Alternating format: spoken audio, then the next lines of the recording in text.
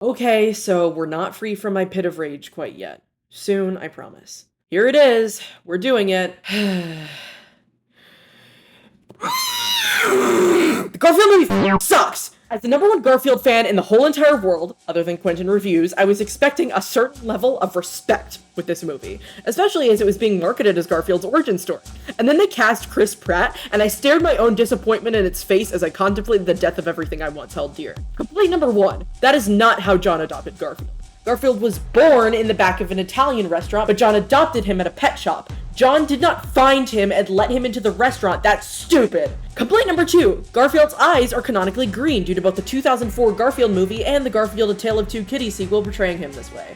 Why would his eyes be orange? Contrast is a thing for a reason. Complaint number 3. It's been 4 months since I've seen this movie as of writing this script, so I could be wrong about this, but when I first watched this movie, I counted 12 product placements. 12! One for Netflix, one for FedEx, one for Walmart, Pop Chips, Purina, Pizza Hut, also Domino's, and Little Caesars for some reason, Dunkin', Hello F***ing Fresh, Hyatt, and IKEA. You would think that they had enough money from it being a goddamn Garfield movie, but no. They also needed 150 promotional partners. Mark did not want to get you. Complaint number 4. John doesn't do anything. John's role in this movie is the equivalent of Prince Charming in Shrek 2. Sure, he's hot, but he adds nothing of value. He literally just shows up every 20 minutes to talk on the phone and be sad that Garfield is missing. It's actually so pointless. Then, near the end, Garfield and Odie just run away again and leave John terrified. Then they bring back Vic, and he's supposed to just be okay with this? He's so passive! But not as passive as... Complaint number 5. Garfield is the worst, most passive protagonist in the world. I know the point is that he's a lazy, stupid cat, but when he's the protagonist of your movie, he has to do something. In the first one, he saves Odie from an evil businessman. In the second one, he prevents gentrification. He even becomes a superhero at some point. Like, at least make his passiveness a plot point or even remotely interesting and fun to watch. He's like wet cardboard in this movie. What the hell did they do to him? Complaint number 6. Chris Pratt. Complaint number 7.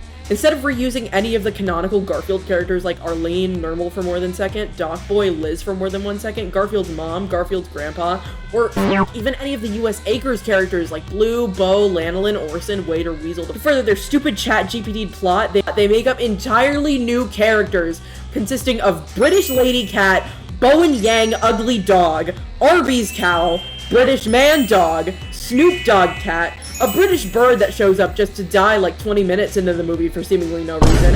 And worst of all, they give Garfield a dad! Vic is never mentioned once in canon. Not only has that name ever been brought up, but the concept of Garfield having a dad has never even been suggested. Not in the comics, not in the first 5 movies, not in any of the shows, not once. You know what Garfield does have? Who's brought up multiple times, across multiple comic strips, and gets an entire episode of a show dedicated to her? A character that is actually really beloved by the fandom? That's right, I'm talking about Garfield's mom! I'll miss you. I'll always be with you, Garfield. And if you ever need me, I'll be there. Now, go, dear. It's starting to get dark. Garfield, I love you. I love you too, Mom. It feels very stupid to call misogyny over a cartoon movie made for babies to give you their parents' money, but like, come on, what is this cats in the cradle bullshit? Why on earth did they invent a new character just to give Garfield daddy issues when him and his mom already have such a strong dynamic? And I'm being generous by saying daddy issues. They're not even that. Vic and Garfield just have a weird, like, misunderstanding where it's okay that he neglected him and never checked on him because he was actually stalking him the entire time! Why not at least lean into it? Make Vic unforgivable. Make him suck. Make it explain Garfield and John's father-son dynamic. Don't pull this half-baked shit. I didn't like the Garfield movie. Okay.